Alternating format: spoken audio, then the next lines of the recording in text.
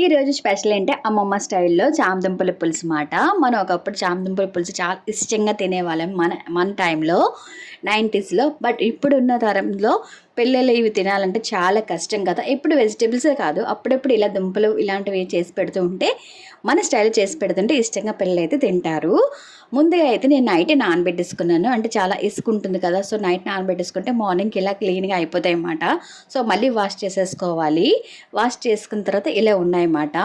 ఇప్పుడైతే మనం కుక్కర్లో పెట్టేసుకుందాము. ఒక 2-3 విజిల్స్ పెట్టేసుకుంటే మెత్తగా అయితే ఉడికిపోతాయి. ఈ లోపలైతే మనం చింతపండు అనేది నానబెట్టేసుకుందాము. చూసారా, ఇంత కొంచెం చింతపండు అయితే నేను తీసుకున్నాను, ఎందుకంటే దుంపలు తక్కువే కాబట్టి. ఇప్పుడు దుంపలు కూడా ఉడికిపోయాయి. దీంట్లో వాటర్ పంపేసి తొక్కలు తీసేసుకోవడమే. తీసుకొని దుంపలు ఎక్కువ ఉన్నాయి కాబట్టి, పెద్దగా ఉన్నాయి కాబట్టి నేను చిన్న చిన్న పీసెస్కి అయితే కట్ చేసుకున్నాను.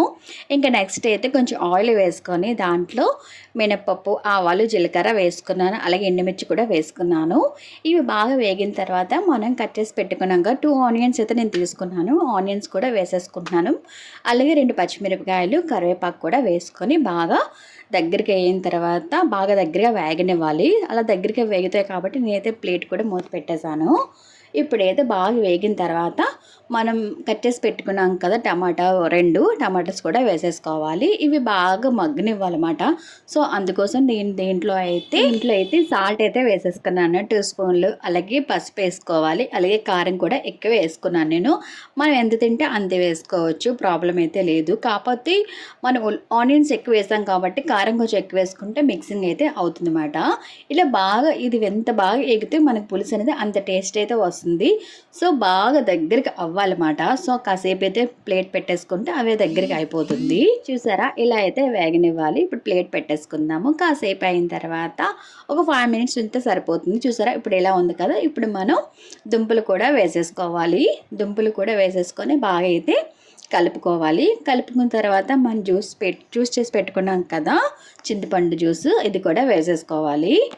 ఇంకా కావాలనుకున్న వాళ్ళు ఇంకా కారం కూడా వేసుకోవచ్చు. ఎక్కువ కారం తినేవాళ్ళు ఇంకా ఎక్కువ వేసుకోవచ్చు. నేనైతే ఎక్కువ వేసాను. నెక్స్ట్ ఇంకేంటంటే ఇలా బ్యాచిలర్స్ కూడా చేసుకోవచ్చు. ఇలా పెళ్ళిళ్ళు చేసి పెట్టండి, చాలా అంటే చాలా ఇష్టంగా తింటారు.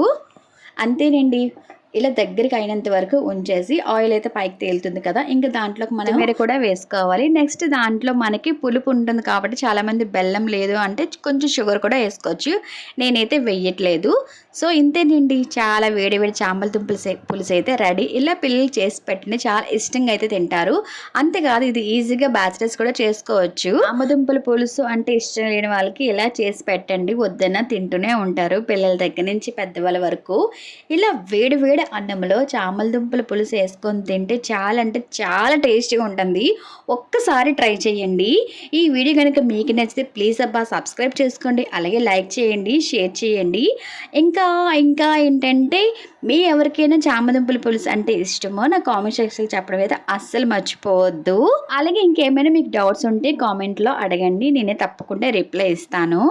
Thanks for watching. Bye bye. మరొక మంచి వీడియోతో మళ్ళీ కలుద్దాం.